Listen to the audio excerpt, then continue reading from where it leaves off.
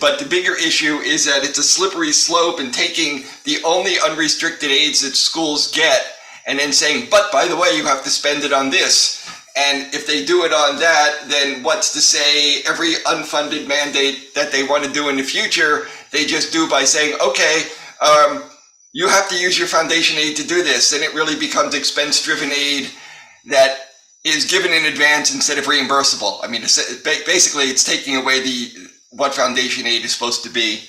So we brought up that point. The other point that's relevant to Port is when a district sends a student to a BOCES CTE program, there's a reimbursement based upon a certain rate and the rate setting. But anyway, the rate is based upon a teacher being paid $30,000 a year, which was set in 1992 and not changed, and is based on a statewide average, not even taking regional costs into consideration. That statewide average now is $67,000, which is still about half of a cost on Long Island. But there's a bill that's being proposed to at least raise it up to the $67,000, which would make Port's reimbursement rate, which isn't huge, but every little bit helps. And since Port is,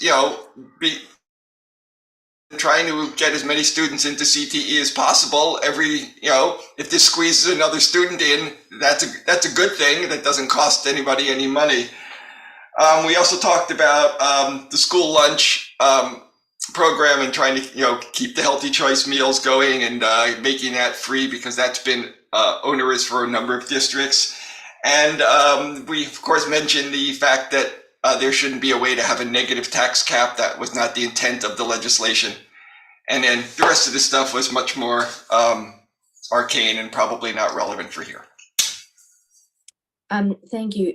I don't want to jump ahead of myself on the agenda. However, it ties in, so I'll just share with you that there's been a lot of pushback across the state about the set aside for tutoring, including in the Assembly, and also New York.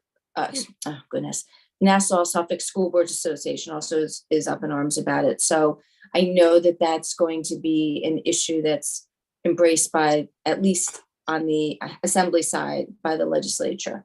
Right, and Assemblywoman Salid was very supportive and very and listened very well, and we definitely have a real ally there. And at another meeting, I had in a different venue, we'd spoken briefly to Senator Martins about it, and he's not happy about that either. So I think our local people are on the same page occasionally when it comes to education, which is good. Okay, good. And I know also that Nassau Suffolk was also trying to highlight that there shouldn't be a negative tax cap. That was also right. Yes, it's one of the Nassau Suffolk issues. Also, and then just to be out there, the commissioner is coming to Long Island sometime in April, and this probably saved the date. I think it's April 28th. So that should be something people can. April 24th. 24th. See, you got a better calendar than me. Anything after April 15th to me is just like, okay, I'll look at it later. Yeah, understood. Okay. Good. Any questions for Larry about Lobby Day or any of the updates? I'll note that there was no money in the governor's proposal for the universal meals, and Assemblywoman Salidi is a co-sponsor on that, and she was obviously fairly dismayed that there was no funding in there, and so she will be pushing for funding in order to make that happen, just so, as long as we're in that topic.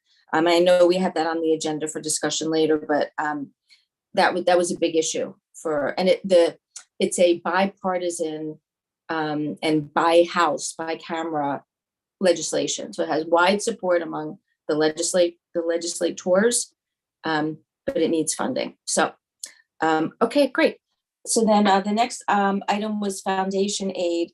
Dr. Hines, I don't know if you have a status on what's going on with our foundation aid currently. And we already know that we have an update on the high impact set aside as a sub priority, so we can skip over that one. But if you have a status. Yeah, and the last I heard is, as far as what was initially, first of all, good morning, everyone. What was initially designated, we're about, I think Kathy said something like $80,000 to $100,000 less than what we thought we were receiving. So other than that, nothing new. The set aside has the superintendent's up in arms for whatever that's worth, because it's a decent amount here in Port. It's 400 plus, I believe. And we can certainly use that for other things. Not to say we wouldn't support those students who need it regardless, but that has us up in arms as well. So hopefully we can make some movement collectively with that. But as far as the foundation aid, like I said, it looks like it's a little bit less, slightly less than what we thought we were receiving. It just occurred to me, we spoke about the set aside at, I think, the February board meeting, but the set aside is a new development since our last meeting. And so for the people who are tuning into this issue for the first time, the set aside is part of our foundation aid package, but it's earmarked specifically for high impact tutoring needs, which means that I think it was something like $436,000, somewhere around there. The district, I'm sorry? 438. So close to $500,000. And the district, all districts receiving this high impact tutoring set aside would be required, mandated to use that for the specific tutoring purpose. And that, as Larry explained, foundation is supposed to be discretionary. So it really takes discretionary money and turns it into non-discretionary money, which means we're really, aside from the $80,000 and $100,000 less that we got, we really were not fully funded.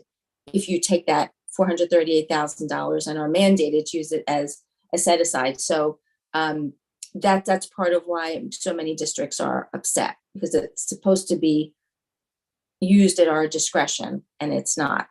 So I just wanted to, so for the people who are tuning in now and wondering what are they talking about, the set aside, that's what it is, literally money from the foundation aid that has been set aside for a mandated purpose. And Deb, it's really targeted for grades 3 through 8 because those are the testing grades. So it even narrows that focus even more, which is frustrating.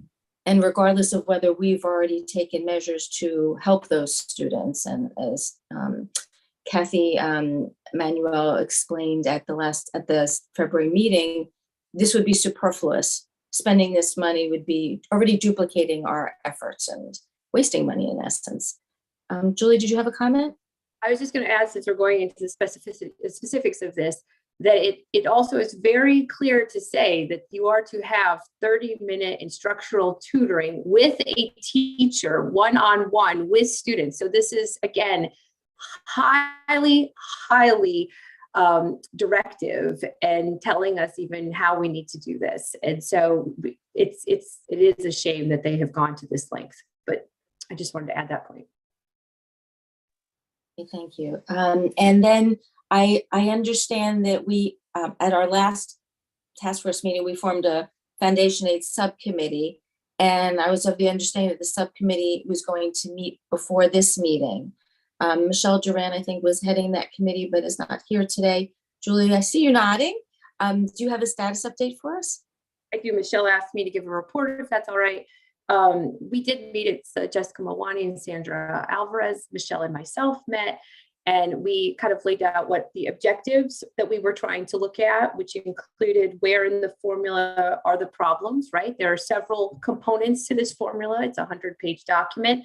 And we wanted to start to look at it, find out and identify where the problems exist and which ones really directly affect Port Washington. Our goal is to create, or at least look at, solutions that will be sustainable and have consistent funding moving forward. And also we asked the big question of how do we really define economic need? We asked these questions for ourselves.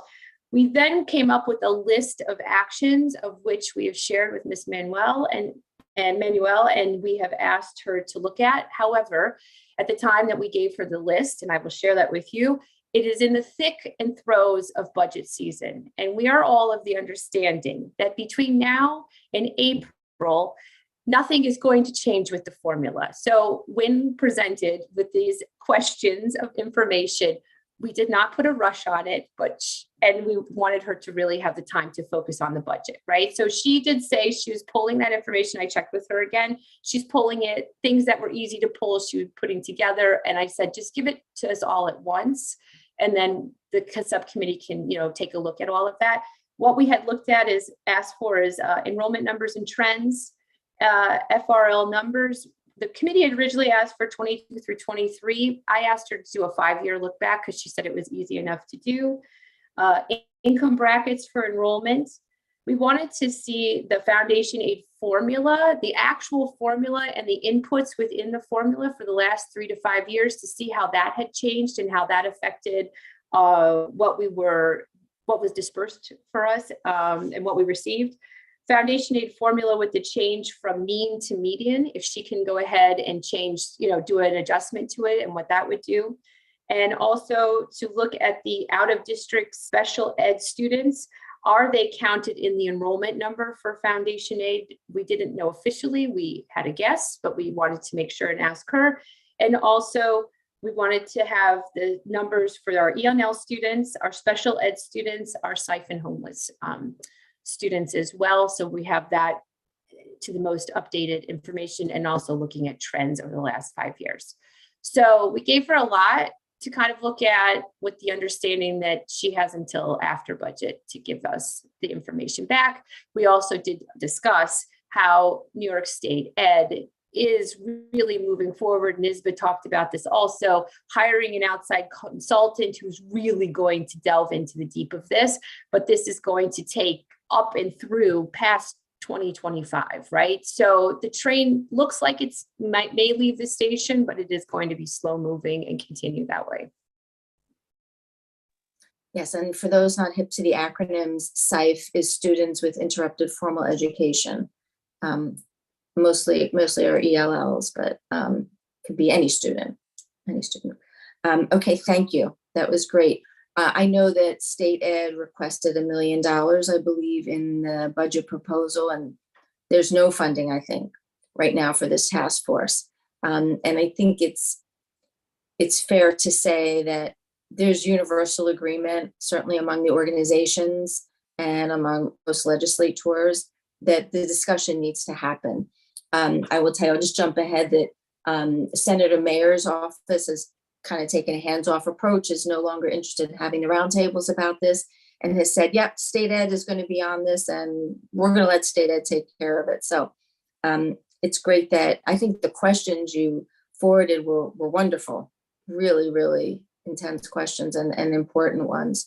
Does anybody have any questions? So this concludes the foundation aid topic. Does anybody have any, I'm sorry, I didn't, my update with Senator Mayer's office. So when I spoke to Senator Mayer's office, I think it was last month, asked specifically about the roundtables, and they said, yeah, State Ed's getting involved now. They're hot on it. I think there was another organization, I want to say out of Columbia University, but I could be wrong, that also is very interested in looking at this formula and really forming a task force, going statewide, getting input, so forth and so on, but they need money to do it.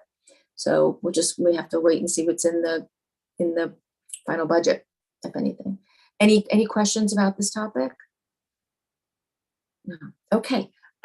So the next topic is, so the board gave this body permission to meet with Senator Martin's office, County Legislator Jerigi Whitten, Governor Hochul, Assemblywoman Salidi. So I'll just go over that very quickly. I feel like I've already talked about our visit with Senator Martin's, but it happened after our last meeting and I never debriefed this group. And so basically, and I've tried to follow up with Senator Martin's office, but I've not heard back as recently as last week, I guess, because budget season. And we reviewed all of the priorities that this task force had suggested and were approved by the board. I can't say that anything glaring jumped out at me during the meeting in terms of very proactive action, other than to say at the time, the senator's office was not aware of a COVID mandate, vaccine bill on the horizon. There wasn't one at the time. It actually was introduced days later. FYI, there's been no movement on that whatsoever at all by anybody. So we promised we would keep track of that. Senator Martin's office, however, did bring the New York State Housing Compact to our attention, at least to mine, and really flagged it for us and said that they thought it was going to be a huge problem, loss of local control, overcrowding, changing the nature of the suburbs in terms of housing and more pressure on the suburbs, especially in overcrowded suburbs already, and put that on my radar. I don't know about Julie or Emily, because we hadn't really delved into it yet. And so that became a new priority for this group.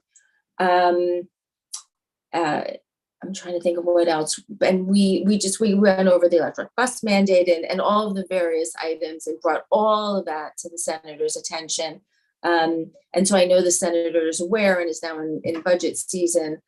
So I don't have a status update from him on that, but I do know just from hearing in the news that he is very, very hot on the housing compact, against it. And I'll get into that a little later with Assemblywoman Salidi. So then we met with County Legislator Dirigi Whitten on February 7th. And the upshot of that meeting, because the county level is really constrained in what they can help us with, the upshot of that was that the legislator asked us to partner with her on a letter for the entire county legislature to sign off on regarding electric bus mandate, because PSEG Long Island is a major partner in this endeavor. And Legislator Dirigi Whitten understood the impact that the mandate would have on our local utilities, not just for schools, but also for the average person needing to use their own utilities. And so the board approved a letter. It's now with the county legislature.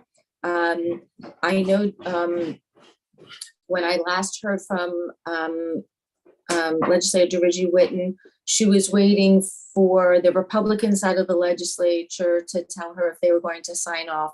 She thought they were, and she believes she had unanimous support, which I thought was great. And then that letter they will send under their own power to the governor. And we should also send our own letter. So I was of the understanding that the letter was coming from the school board and from the legislators, but Legislator Dirigi Whitten said, I think it really should come just from the legislature, and then the school board can send their own letter, which we will do under our own. We were supposed to meet with Governor Hochul's representative last week or so. He had to reschedule at the last minute. So we're scheduled to meet with him on March 20th, which is very exciting. We met with Assemblywoman Salidi just yesterday as a follow-up. And she went through a few items that she thought were pretty hot on her list. The housing compact is actually something, yes. Just a quick thing about the county not being able to help. As far as I know, the county is actually allowed to divert money to school districts if they so choose. So theoretically they can help us. So if, for example, the county were to have a surplus and they wanted to distribute it among their school districts, they have every legal right to do so, or at least they used to. That's good to know. I think that she was responding more to, the housing compact. How could we help you? And the set aside, how could we help you? So in terms of our I'm glad to know there could be money there, but in terms of just the things we discussed regarding our legislative priorities, universal school meals, things like that. So that's what she was responding to, okay. But I appreciate the input. So hot, I would say, on Assemblywoman Salidi's list is the housing compact. She said that there is opposition from Queens to Rochester, Long Island to Westchester, and she said ends bipartisan. So the issue is that the legislature understands the need for affordable housing in New York State and more housing in New York State, but the way the governor is going about trying to achieve this is going to have negative unintended consequences or unintended negative consequences. And nobody wants to see that. So much like the electric bus mandate, they're trying to get more clarity before the mandate is rolled out, to understand some of the pressure points. And so we have partners on both sides of the aisle and in both houses on trying to make the housing compact something that's viable and is not going to be as onerous as it seems to be right now in the governor's proposal. And Assemblywoman Salidi said now that she understands the housing compact, she suggested we write a letter to the governor. Assemblywoman Salidi has been collecting letters about this from constituents, and so has Senator Martins. And she said that she would urge us to write a letter to the governor outlining our concerns. And Kathy Manuel was on the call yesterday and heard all of this. And Assemblywoman Salidi said, write a letter to the governor about this. You can forward it to me. I'm collecting them, or you can send them directly to the governor's representative in Nassau, however we decide to do it. So that was a recommendation she made.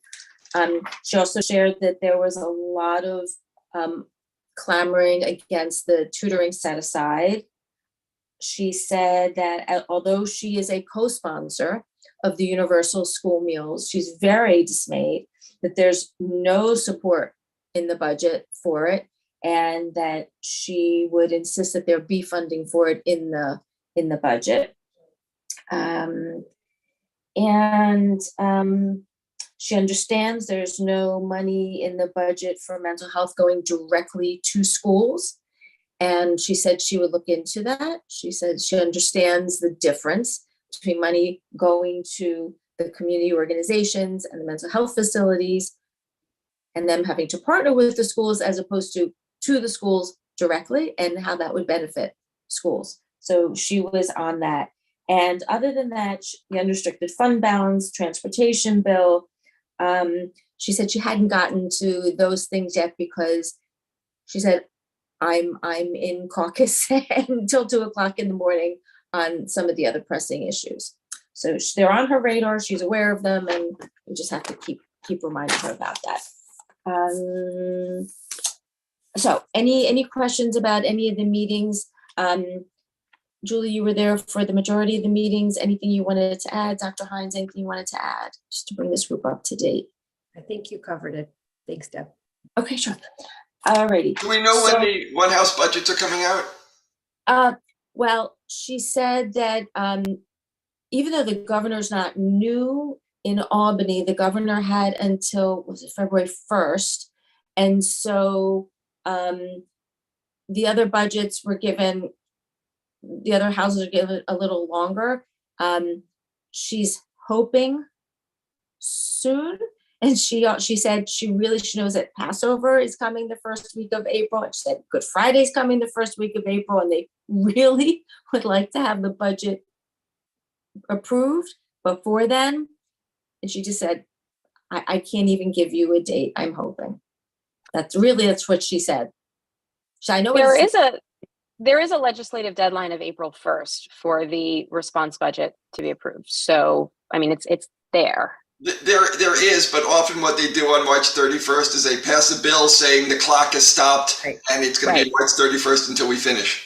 And last year, we experienced that last year. We didn't get the budget till like April 5th or 6th. And that will be a problem this year because of the school break, and all of the breaks and holidays that Deb just outlined also. I will say, Deb, I don't know if you recall from the NYSBA presentation, I believe that it was the representation from the governor's office.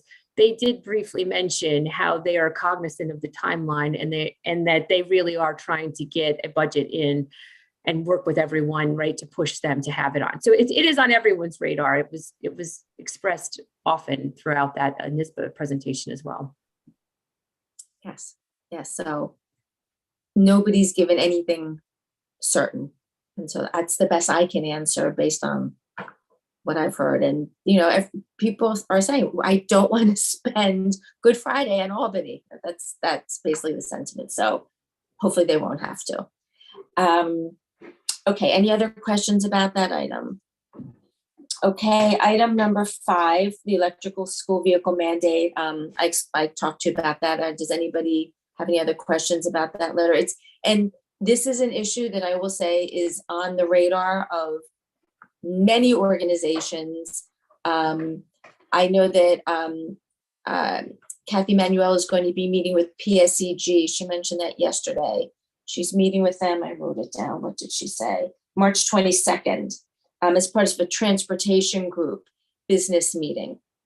And so I'm pretty sure this is going to be raised by that organization when they meet with PSEG. But we'll keep plodding along. So item number 6, at the with the board's approval, at this group's suggestion, the board's approval, I did speak with Bob Vecchio from Nassau Suffolk School Boards Association.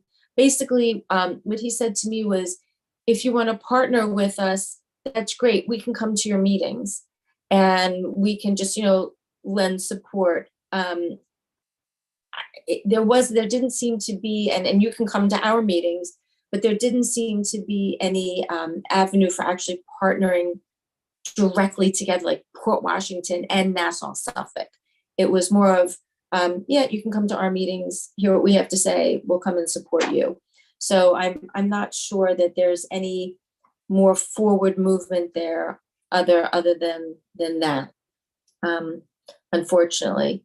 But it makes sense. It makes sense because then they would be partnering with everybody on a one-to-one basis. So I understood that. Any questions about that? Okay. Number 7, universal school meals discussion update. I've spoken a little bit about it. Jessica, this is something that you raised as new business at the last meeting. I don't know if it's something that you want to have anything to add to. Yeah, so I mean, only to the extent that, thank you for raising it to the board. The conversation among the board sort of bounced it back here to say, we don't have enough information about this to decide whether to advocate for it. So I don't know if it's this task force role or responsibility to inform or educate the board on what's actually happening or what this means. But I think it is important to clarify in a board conversation for the community that right now, any advocacy around universal free meals is part of the budget response process within the legislature. It is not happening outside of the budget process. So the advocacy is for the prioritization of funds to be used for this within the existing pot of money that's being allocated, not to raise additional tax revenue to pay for it. I think it is also worth noting that the cost of universal free meals for the remaining students in New York State who don't currently receive free meals is 1/10 of a percentage point of the governor's proposed budget. So it's $200 million, which is 0.1% of the proposed $227 billion budget. And there is also an $8.7 billion surplus at the state level right now. So again, this is a conversation about prioritization. And if this is something that is important enough to our board to advocate for, I'm happy to share resources, links to all of the testimony that's been given in the state Senate and the state Assembly around this. Many organizations have addressed it, have made a plea for funding for this in the response budget and in the budget that's ultimately approved. And there are, it's not just a number, it's an overwhelming number of organizations, school districts, that have signed on in support of healthy school meals for all New York kids. So I could share more, but I don't know how much is necessary at this point. I don't know what the course of action is with the board, but I do think a public clarification around what the advocacy is right now is important. Any comments? Julie? Yep, we can bring it back to the board as a follow-up in the legislative task force report. And I think that from the conversation, the board's concern is, again, the prioritization, or where's money going to come from, right? What are we going to sacrifice if anything, if we make this a priority, but I think that Deb, maybe at the meeting for the Board of Education, when you bring this up, we should really ask the board once and for all, do they feel that this should be part of the prioritization of funding? We are going forward asking for other prioritization. We put mental health on as our prioritization. I think we're talking about, I mean, that's really the only financial thing that we've asked for when you look at it. I mean, the set aside for tutoring, we're just asking that it be unrestricted. So asking it in that manner might be more helpful to the board to get some clarity. And if that's the case, maybe it's the recommendation of this committee that we join forces and submit our own letter. Is that what, did Gina say, if it would be helpful for us to submit a letter, or what support does she need? She didn't say at all what she said, because what I said to her was, this is a matter of beans within the pot, right? Where are you putting the beans in your pot? And she said 100%. We would have to figure out where that money will come from within the proposed budget. She said she doesn't see the governor adding to the budget. Of course. So a letter in support would certainly help Assemblywoman Sality's cause as co-sponsor and help support her request that this initiative be funded by the governor. Certainly. We have a board meeting in 2 weeks. We can certainly raise it at the meeting and draft a letter and get it out.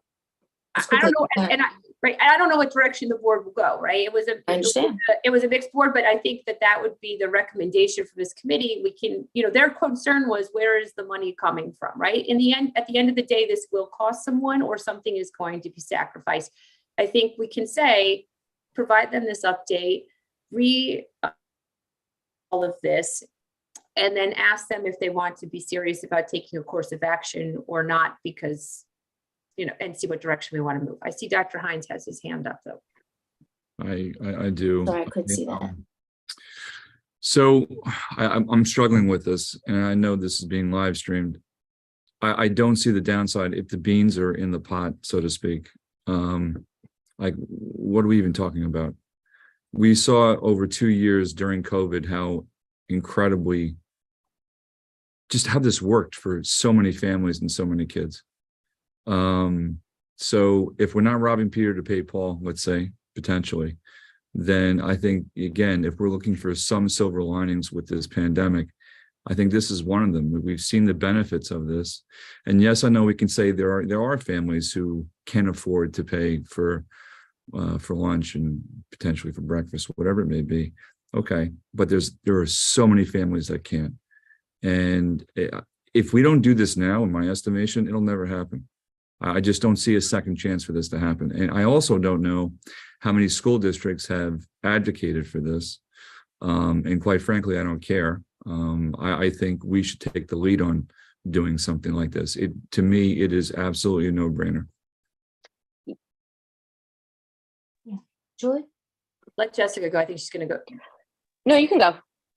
Oh, I was just going to say, I agree with you. I think also what might help us, though, because some of the issues are for the board, is, and I don't know, the fact that that Gina is a co-sponsor, she lives in our district, it might be helpful for her to come and just talk about it with the board. I'm just saying, again, so they can ask their questions of her. Maybe she will have a better explanation or more clarity for them on the prioritization of funds and what other things they're looking for. I know she can only say so much, but sometimes we have found that when people are able to ask their questions directly to the source, they are, they feel more comfortable, they get the answers that they need, and then you can move forward with it. I'm not sure that, I feel like we're going to be reiterating the same thing to the board, and I'm not sure it's going to answer all of their questions. So since she is local, it might be beneficial to have her come and just state her case to some degree. That's a good point.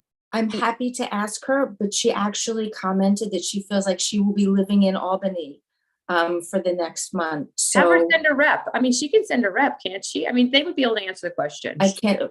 Maybe Mario. Yeah, I will certainly reach out to her. I just didn't know if you were saying to have her specifically. I will reach out to her after this meeting and ask if they can come to the March 14th meeting. And by the way, I'm saying all this, if this committee agrees, this is the recommendation. I'm in a brainstorming mode, right? Like, I'm not saying we should do this because I'm one person. This whole committee has to come up with it to say if they agree or disagree. No, I understand, but we also approve this as a priority.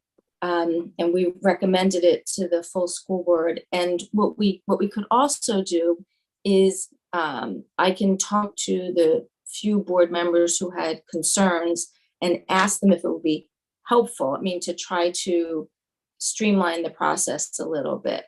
So that maybe we wouldn't need a representative, maybe if we could have a one-on-one conversation, explain more of the mechanics of it, that it wouldn't be necessary, it would be a much easier process.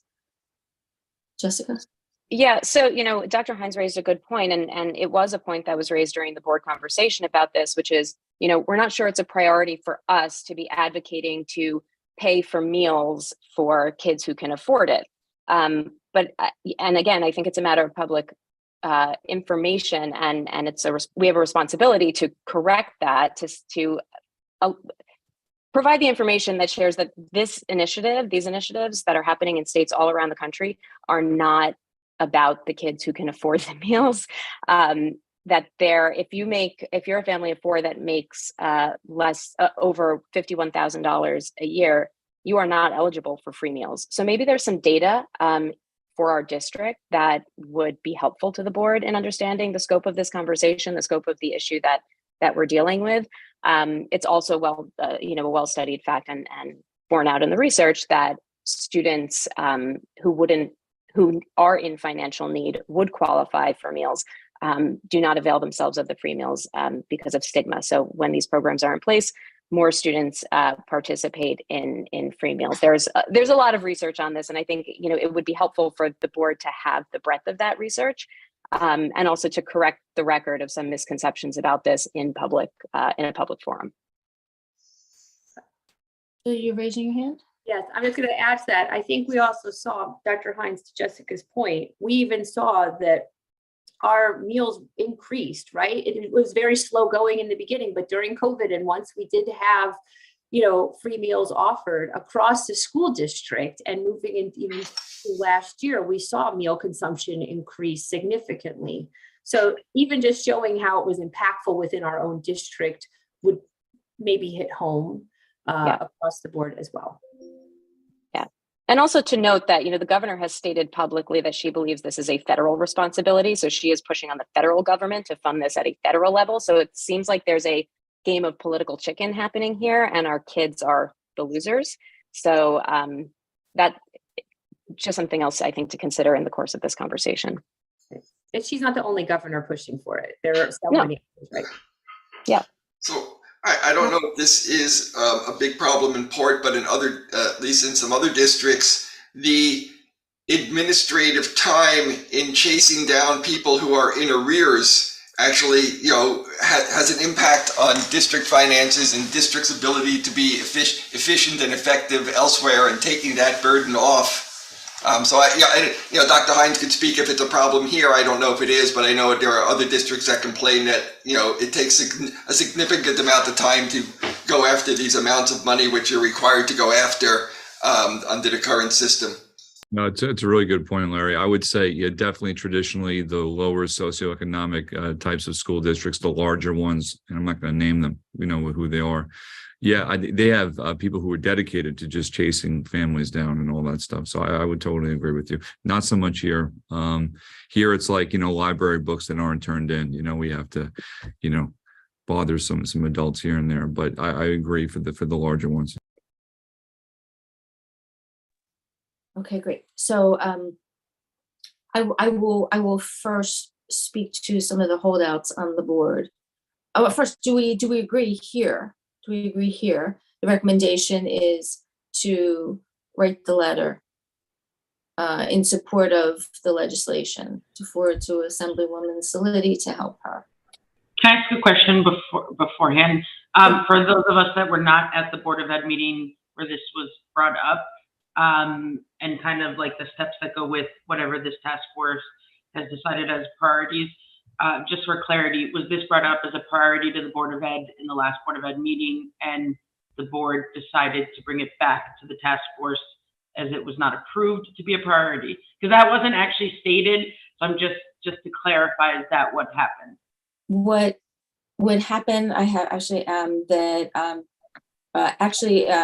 Emily and Julie suggest, there were some members on the school board who were concerned about the funding. How is this going to be funded? And are we going to increase taxes in the school district? We don't want to put that burden on the citizens in our school district. Is it going to take something else out of the governor's budget that we might want as a bigger priority? And so there was that tension. And so the suggestion was made to bring the issue back to us to gather Okay. more information and then go back to the school board with details. So we have more details now. We know how it's proposed not to be funded in the budget, how it is proposed to be funded in the budget going forward because of the massive support from both houses of the legislature and the fact that it's bipartisan support. There's Sandra. And so that was the status. And so in the procedure and the process, this is how it was set up. And the meetings are such that we discussed this as a group here back in January. It was presented at the next board meeting, and we had to wait until today to revisit it. And so now we have another board meeting, I want to say March 21st. I'm getting my dates mixed up, but two Tuesdays from the other this past Tuesday. So you're asking us 2 action items right now as far as the letter and present more clear information back to the board at the next BOE. Yes. Thank you. Yes, this has been a priority. This was an established priority within the task force. We want to have it become a priority at the board level. And so it was brought back here to us to bring more information to them. So are we on board with doing that? Those, I guess you could say 2 action items, but if there's a way for me to share this information, to share the information, to get questions that other board members might have, and see if we need to bring somebody from Assemblywoman Slitty's office to our next board meeting. I think that's something that legally I'm allowed to do, or we're allowed to do under the open meetings law. Anybody have a problem with that? Just to kind of streamline this, given the time is of the essence? No. No problem? Everybody okay with that? Just want to see some heads say, yes, we're okay. Okay, I'm seeing all the heads nod, good. Okay, great. So that is an action item for this group. Okay. So number 8, we had just an update on our watch list priorities. I went over the housing compact. I already talked about the immunization bill that has gone literally nowhere. In speaking to our representatives, well, I haven't heard back from Senator Martin's office, but I know for a fact he's opposed to it. And from the Assembly, there's been no movement in the Assembly on this whatsoever, and the feeling is it's not going to go anywhere. But the board made a promise to the committee members who raised this that we would keep an eye on it, and so that's what we will do. Number 9. Any questions about number 8? Either of those issues? Okay, number 9, the charter revision status. Thank you for those of you who commented on the charter. We very briefly discussed at the last board meeting that we were going to take the comments into consideration and present a final draft for approval at the next board meeting. So that final draft is currently sitting in the inboxes of all the board members, and I hope to get their input so that I can put it on the agenda for the March 21st meeting. And if not, then the first April meeting. But the goal is really to get this solidified by June so that we can hit the ground running in September and be ready for have the task force in place for when the legislative priorities come out in October. and really hit the ground running. I will say we have had one task force member resign. I should have said at the very beginning, Pam Ohlendorf reached out to Ms. Epstein and to Emily Julian, to me, to say that she has work obligations and she's unable to remain on the task force. So that is one additional position that will turn over in the next round. Just want to let everybody here know that. Any questions about the charter? Okay. Just to let this task force know that the board retired two of our priorities. One is the civil service reform, because it was taken up in Albany by the governor, and she seems to have embraced this, and it's on everybody's radar, and there's reform in the works. We no longer, our job is done, pretty much. And there was also the local zoning law reform. That was an issue that came out of the budget committee, where there was a question as to whether the school district, in doing whatever it wanted to do between erecting a fence or anything else, needed to follow local zoning laws, or were we exempt in some way and only had to follow state ed or state laws. And it was, our council came back and very clearly said, yes, we must follow local zoning, and there is case law on that. And so we weren't going to upset, the full board agreed, we're not going to upset that apple cart. Anything anybody would like to add about that? So those were removed from our priority list. Number 11, any new business? No new business. Okay. I don't know why there aren't any community members here. I've actually reached out. I don't see anybody here. I can only hope that the link was posted to the district calendar. Just so everybody here knows, when I send all this out, I say, please provide a link to all the attendees. Please provide a link for the public to participate. Please post it to the district calendar. I don't know how all that gets done. I'm hopeful it was done and just nobody came today. But the final item on our agenda is our final meeting date, which is currently May 11th.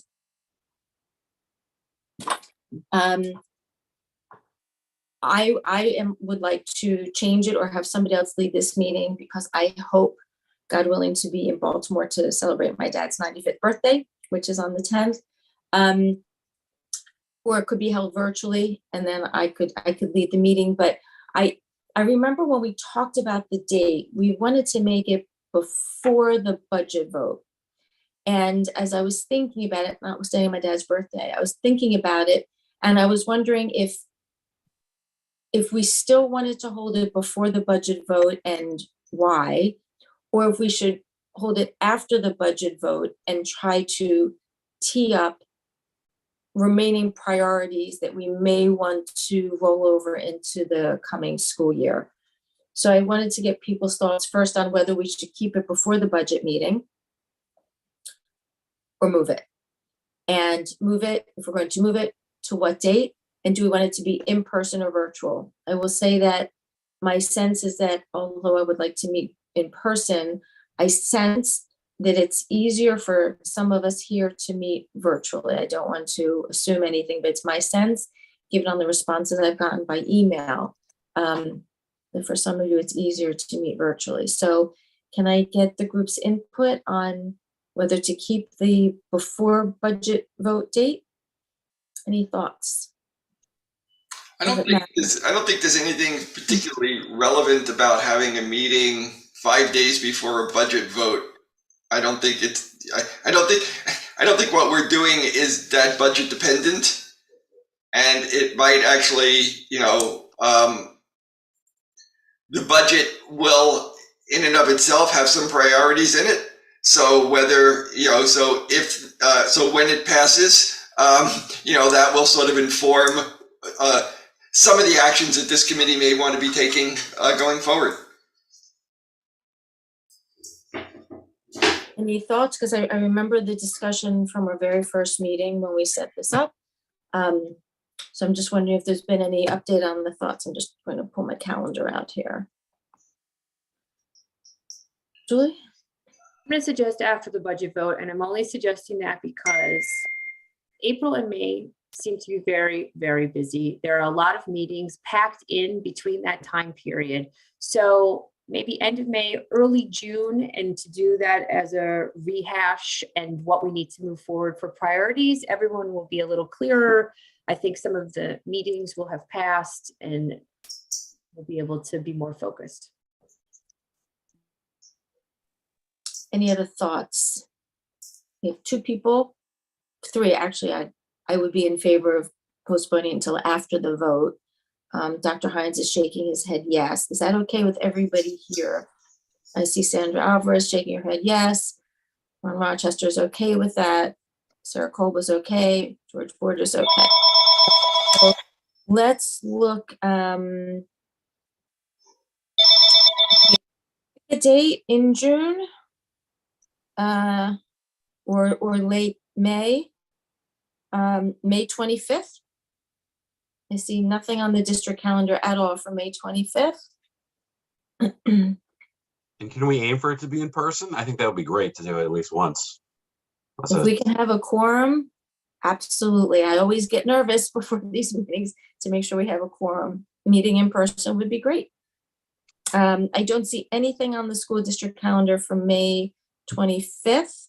May 25th is the day before that long holiday weekend. And so I don't know, could we just do it after the long holiday weekend? I feel like if you're really gonna not get your quorum, everyone's gonna say, wait a minute, I gotta do last minute things on Thursday or whatever else is happening. So maybe not the day before a 4-day weekend. Okay. That's just my experience with scheduling. I could be totally wrong. It could just be me, but How about the day after a 4-day weekend, May 30th? Is everybody okay with May 30th? Yeah, We have agenda, it's Tuesday. Dr. Hines, we have agenda. Could we take a sigh of, it's like an. Yeah, we could, I'm sure we can work something out. We Schedule the 30th? Yeah, we can meet later that afternoon. That's fine. Okay. May 30th, okay with everybody here, 9:30 in person. Does that I look can't okay come for in everybody? person, but that's fine if the group wants to. I would say, I think a person is great, but I think you ought to at least leave it also virtual for those people who might not be able to get there in person. Julie, do you know if that's something we can do to have it virtual and, I mean, technology wise? Do you know before I ask John Johnner? that there is definitely a way it can be done, but you'll have to consult with John Johnner to make sure that we can do it. It would involve a computer in the room at the same time when we have, to make sure it is not going to be perfect, but we have time to work on that if we. Yes, okay, okay.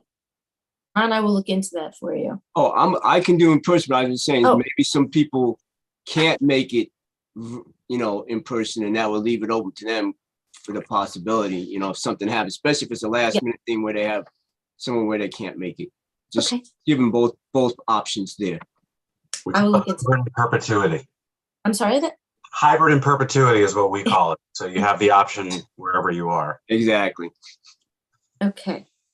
All right, any other questions before we wrap this up? We have 3 minutes left.